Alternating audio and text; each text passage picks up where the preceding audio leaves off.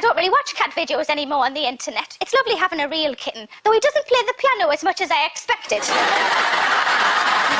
be fair, he is quite restricted in that little jacket. I do feel sorry for meerkats. People must just walk past them in the zoo these days. I'm not bothered about them. I've got one at home that sits on my bed in a little cravat.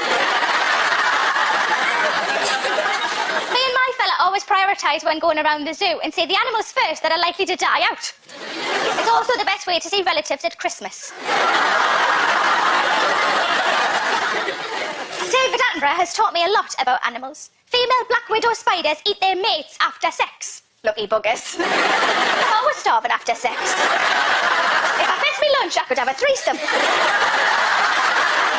Miss me lunch. At 15 inches, the eyes of the giant squid are the largest on the planet, especially when they've just found out what calamari is. I thought it was onion rings. The world's biggest dick can be found on a blue whale, and I thought it was on Top Gear.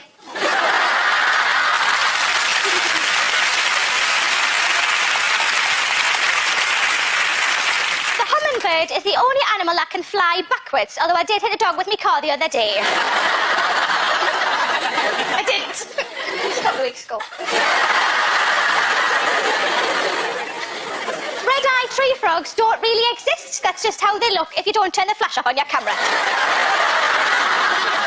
These days, my favourite animal show is CBBC's Deadly 60. It covers 60 deadly animals per series. So far, they've done 3 series, so that's 180 deadly animals. What are they going to do in the 4th series? Just because you can trip over a tortoise doesn't make it deadly. This chicken could kill if it's not cooked properly. So please welcome, he's daft, he's brave, he's uninsurable, the host of Deadly 60, Steve Backshall.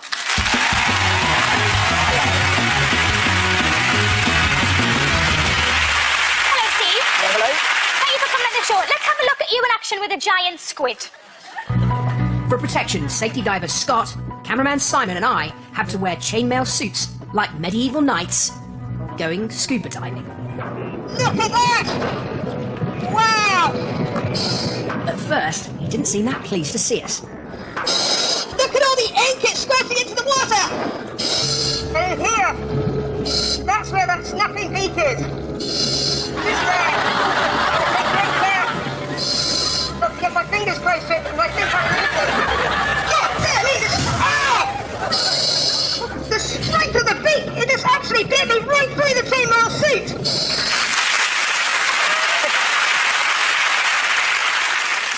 Did he bite you with there? That was with its beak. It's kind of like a big parrot's beak that's right in the centre of all those arms, and it's the only hard part of the body, and it could actually break your bones, even through the chainmail. Because I thought he was just flirting for a bit, you know, just like, look what I've got down here. It wasn't that at all, OK. You are known as an all-round action man, aren't you? So have you got actual genitalia, or are you just dead smooth down here?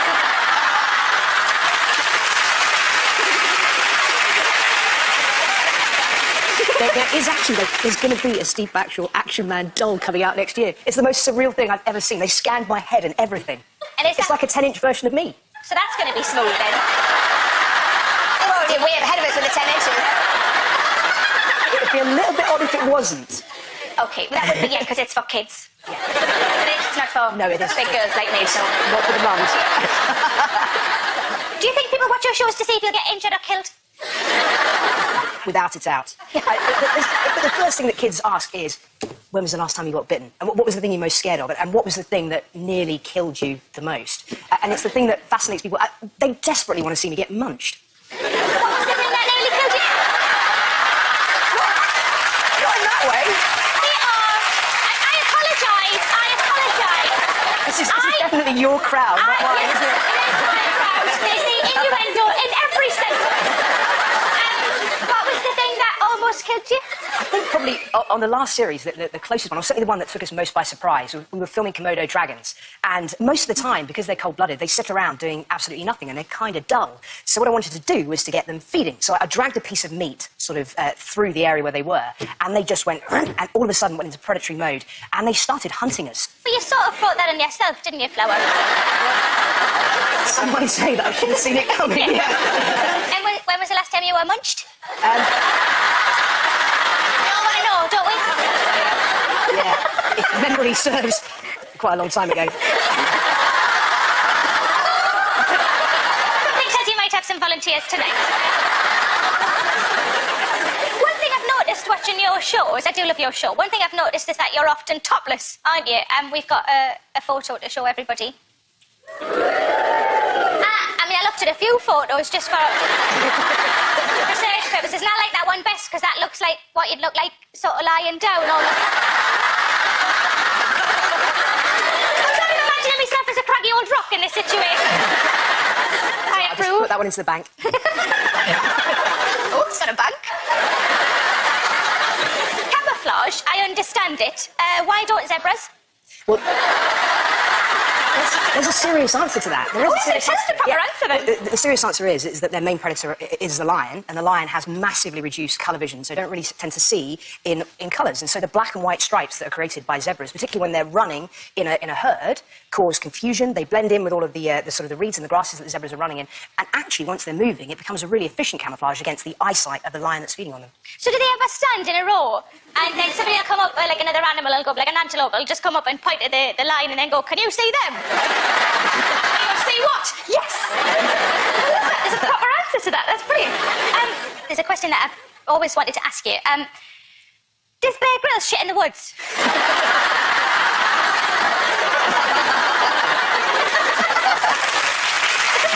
That's good. I like that. I'm pretty sure he does. Anyone who spends some time in the outdoors, actually, it's one of the great pleasures of the outdoors. Is it? I'm serious. Yeah, absolutely. Provided that you're not in Richmond Park, but you're actually, miles from anywhere. Do you take stuff with you to... You use nettles. Nettles? You are crazy, aren't you? That was a joke. Oh, OK. Because you're so dangerous, you're so hard, I think you would do that. Yes. I'm Brambles, going to wipe barbed me wire. arse with nettles. Nettles? Isn't the fix for nettles wee? It is, isn't No, it? it's dock Oh, no, leaves. dock leaves. You're thinking of jellyfish things. Oh, yeah. Why did that man weird me after the nettles, then?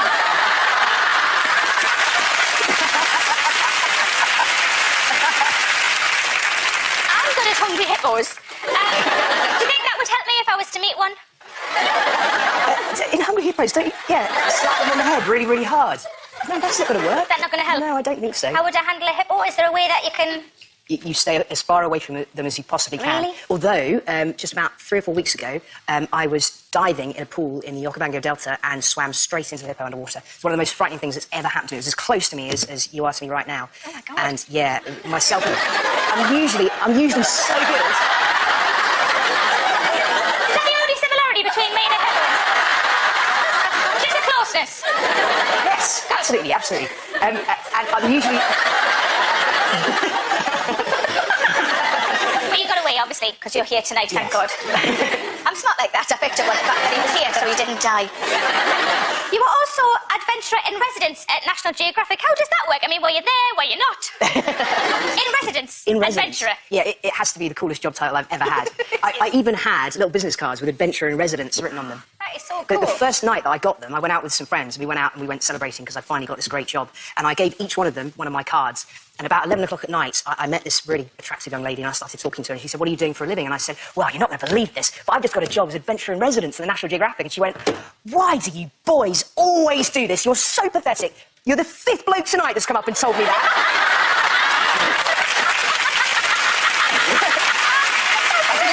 I didn't even get my one moment of triumph.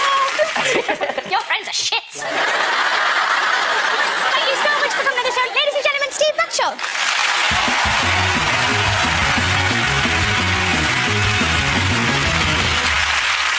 Now, I don't watch much sport on the telly, but I like the darts because I love the names. Phil the Power Taylor.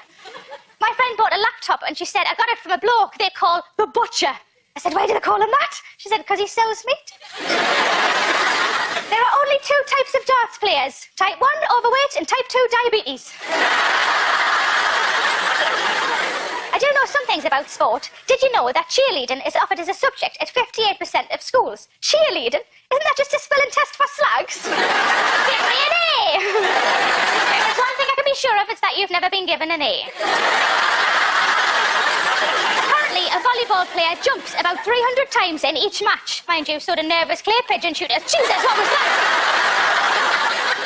To keep fit, we're all supposed to do something that makes you sweat for 30 minutes 5 times a week. So my boyfriend started watching Hollyoaks. The only way I would normally work up a sweat is going up some stairs or having a tricky poo. Or when I walk in Topshop and the staff look up as if to say, is it for a present? Surfing is one sport that looks like fun, but it's just like bad sex, isn't it? You lie down, you're a long way from where you need to be, and after 100 strokes, you're still no bloody close.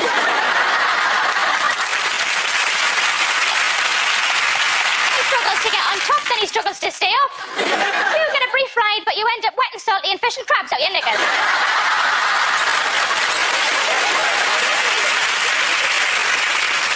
On The World's Strongest Man, why don't they do more practical things like opening jars or windows that have been painted shut? When I watched the long jump, I could see me cat watching in awe. But he was looking at the massive sandpit and thinking the Olympics toilet facilities are brilliant. My mum enjoyed watching Daley Thompson on the Olympics. She's always loved him. When I was little, she'd say, "Ooh, I could drink his bathwater." I don't think that's a sign of love. I love my boyfriend. I wouldn't drink his bathwater. At the very least, I'd sip it first. I did enjoy watching the Olympic closing ceremony. It was nice, for once, to see George Michael be part of a car crash when he wasn't behind the wheel. At school, we had a swimming teacher that never went in the pool, ever. We all wondered why, and then my friend said, maybe she's soluble. My PE teacher would try and motivate us by saying things like, there is no I in team. How would you know? If you could spell, you wouldn't be a PE teacher. I grew up watching all those American dating movies, so when I was playing rounders and the PE teacher told me to go for third base, I wanked him off.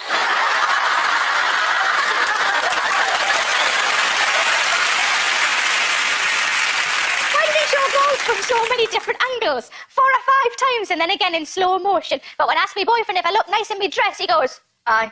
What about from this angle? What about from this angle? On Sky Sports, they're always saying, press the red button. It's amazing how quickly men can find the button when they really want to.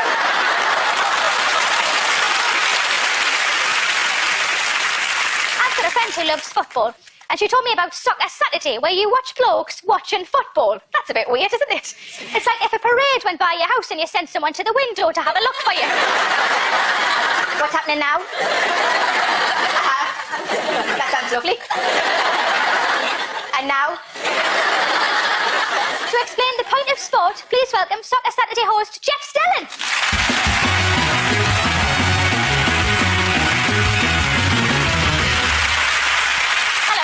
Hi, Sarah. Thank you so much for coming on the show. Now, you have 10 seconds to persuade me why I should love football. Go! Absolutely easy. David Beckham, Jimmy Redknapp, Jose Mourinho, David Ginola, Wayne... No, why did Wayne Rooney get in there? Fit, athletic bodies, pucker pies. Are you coming with me? The pie thing's interesting.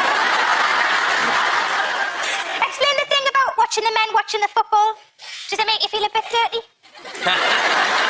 Why aren't you just watching a match? Why are you... I don't understand the concept. On a Saturday afternoon, we're not allowed to show live football, OK? Because Right. it might stop people going to the games. So instead, we have people watching football and telling you what you're missing. So it's a football show, but you don't see any football. You don't see any goals. You don't see any near misses. You don't see any shots. You know, it's a bit like watching Aston Villa.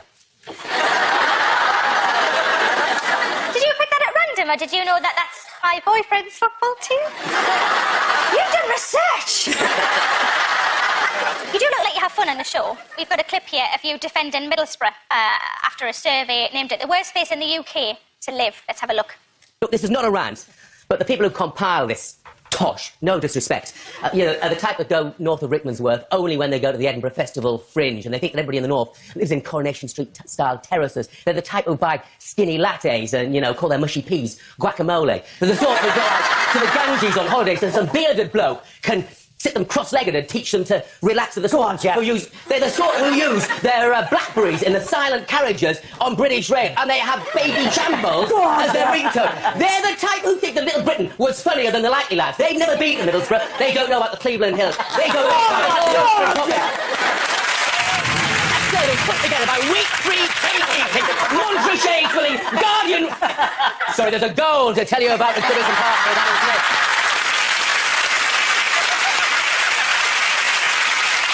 Now, you support Hartlepool nil, don't you? That's what...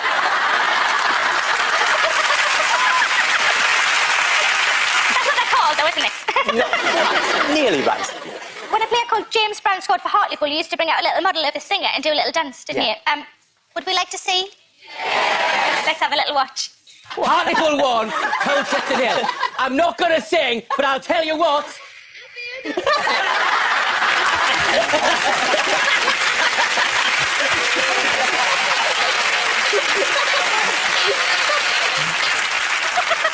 a player called David Goodwillie. Do you plan to do something similar with him? I don't do stand-up. You're a bit of a sex symbol, aren't you? No, he is. Look at me. Did you get pervy letters from fans? Occasionally. Did you get mine? You were the host of Countdown for a few years, weren't you? Did you ever get the conundrum? Got one conundrum in 3 years. How did you get the Countdown theme out of your head? Like, were you in bed with your wife going... What? And 30 seconds was all I needed.